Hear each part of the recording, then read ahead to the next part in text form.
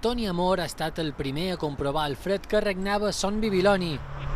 Però amb bon humor es duen millor les baixes temperatures, el somriure que causa veure's des de la classificació a 3 punts d'Europa.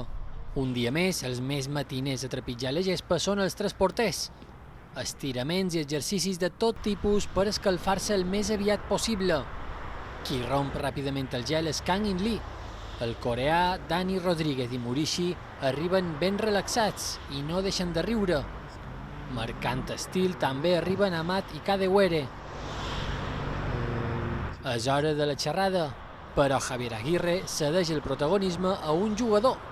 Idris Subaba és el senyalat.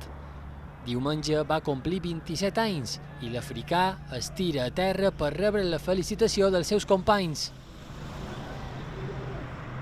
A l'escalfament, Nastasic no es desferra de Hatzikadunic. El bosnià, molt contemplatiu, és un mes a l'entrenament. Contra el Cádiz, Kang In Lee tornarà a l'acció després de ser baixa per sanció contra el Celta.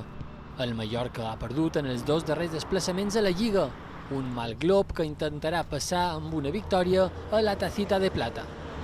Vale, pago.